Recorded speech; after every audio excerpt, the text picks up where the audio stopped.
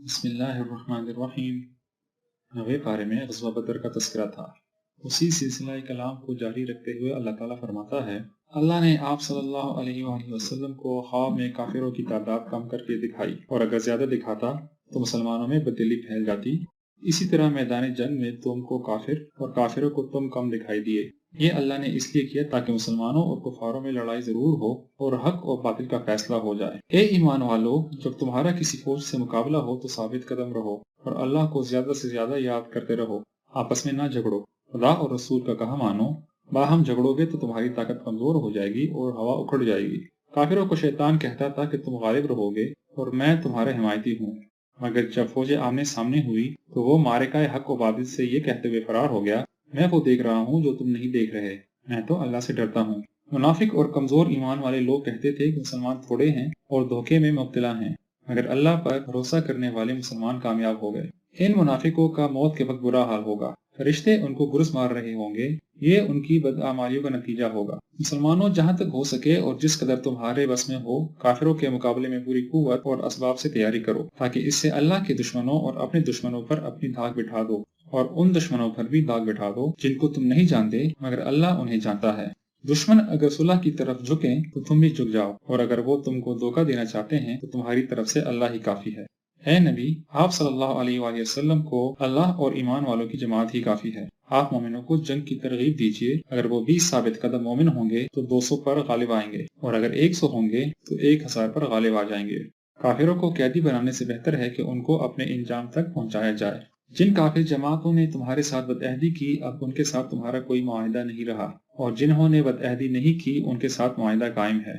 अगर ये लोग तौबा करके मुसलमान हो जाएं और नमाज कायम करें और ज़कात की अदायगी करें तो इस सूरत में उनको आज़ादी मिलेगी।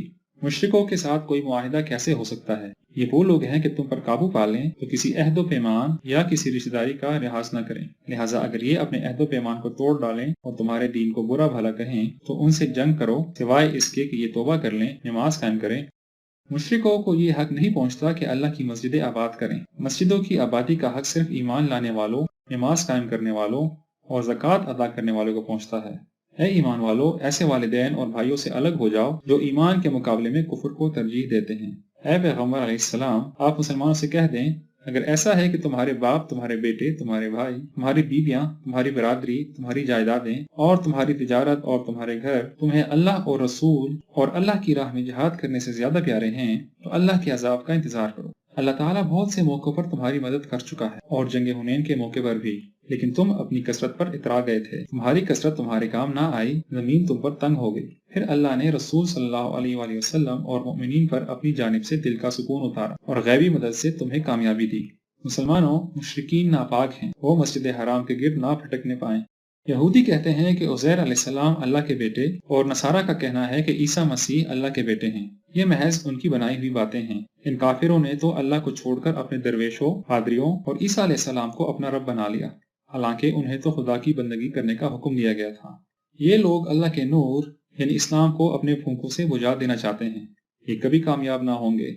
अल्लाह ने अपने पैगंबर को इसलिए तो भेजा है कि इस दीन को तमाम दूसरे अदियान पर गालिब कर दे। बहुत सारे उलमा और मशाइख ऐसे हैं जो लोगों का माल नाहक खाते हैं, लोगों की सही रहनुमाई नहीं करते और सोना चांदी जमा करते हैं और अल्लाह की राह में उसे खर्च नहीं करते। यही सोना चांदी क़यामत के दिन तपा कर उनके जिस्मों पर दागा जाएगा और उनसे कहा जाएगा, यही तुमने अपने लिए जमा कर रखा था। मुसलमानों, तुम्हें क्या हो गया है जब तुमसे कहा जाता है कि अल्लाह की राह में कदम उठाओ तो तुम्हारे पांव बोझल हो जाते हैं। अगर तुम पैगंबर का साथ देने में सुस्त रवि करोगे तो अल्लाह तुम्हें दर्दनाक अजाब में गिरफ्तार कर देगा और तुम्हारी जगह कोई दूसरी कौम खड़ी कर देगा और तुम उसका कुछ ना बिगाड़ सकोगे। अल्लाह सब कुछ करने पर कादिर है। क्या तुम आखिरत के मुकाबले में दुनिया की जिंदगी पसंद करते हो? हर हाल में अल्लाह की राह में निकलो, जैसी कुछ तैयारी भी हो सके उसके साथ निकल खड़े हो, यही तुम्हारे हक में बेहतर है। इनका रवैया तो ये है कि अगर माल और असबाब आसानी से मैसर हों और सफर आसान हो तो ये अल्लाह की राह में निकलते हैं, लेकिन अगर थोड़ी सी भी दुश्वारी हो तो ये इनके लिए नागवार होता है और ये अल्लाह के नाम पर झूठी कस्में खाकर कहते हैं कि अगर हम मजबूत होते तो जरूर तुम्हारे साथ निकलते। ये अपने आप को खुद हलाकत में डाले हुए हैं और अल्लाह जानता है कि ये कितने झूठे हैं। आप सल्लल्लाहु अलैहि वसल्लम ने इन बहानाबाजों को जंग से पीछे रह जाने की इजाजत दे दी तो इससे सच्चे और झूठे होने की आजमाइश ना हो सकी, مگر اللہ اور آخرت پر ایمان رکھنے والے کبھی اجازت نہ مانگیں گے۔ اگر یہ آپ کا ساتھ دیتے بھی تو شرارتیں کرتے، فساد ڈلواتے اور آپ کی جاسوسی کرتے۔ آپ کی بھلائی ان کو بری لگتی ہے، اور اگر کوئی مشکل پیش آئے تو یہ خوشیاں مناتے ہیں۔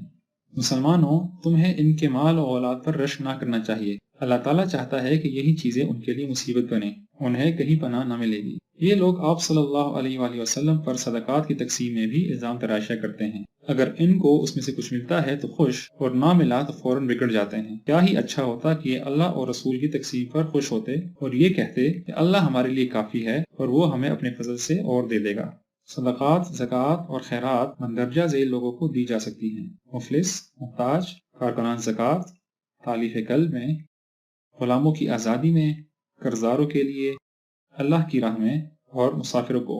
منافق ایک دوسرے کے ساتھی ہیں، برے کاموں کا حکم دیتے ہیں اور نیکیوں سے روکتے ہیں، آہ حق میں خرچ نہیں کر سکتے۔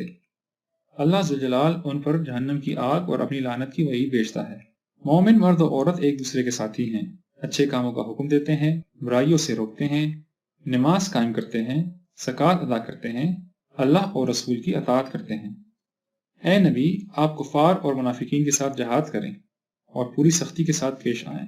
وہ اللہ کی جھوٹی قسمیں کھاتے ہیں، مسلمانوں کو کھاتا پیتا دیکھ کر جلتے ہیں۔ یہ لوگ اللہ پاک سے پختہ وعدہ کرنے کے بعد بھی بخل سے باز نہیں آئے۔ آپ ان کے لیے بخشش مانگے یا نہ مانگے برابر ہے۔ ان کے لیے 70 بار بھی بخشش مانگے تو اللہ تعالیٰ انہیں نہ بخشے گا۔ جہاد سے جی چرا کر پیچھے رہ جانے والے منافق خوش نہ ہوں۔ دنیا میں تھوڑا ہنس لیں، آخرت میں انہیں بہت رونا ہوگا۔ اگر ان منافقوں میں سے کوئی مر جائے تو ہر کس اس کی جنازے کی نماز نہ پڑھیں۔ انہوں نے اللہ اور رسول کا انکار کیا ہے اور یہ نافرمانی کے عالم میں مرے ہیں۔ بعض لوگ آپ صلی اللہ کی خدمت میں حاضر ہوتے ہیں کہ انہیں جہاد سے مستثنیٰ قرار دے، جبکہ رخصت صرف بیماروں کے لیے ہے یا وہ جو جہاد کے اسباب اور سواری نہیں رکھتے۔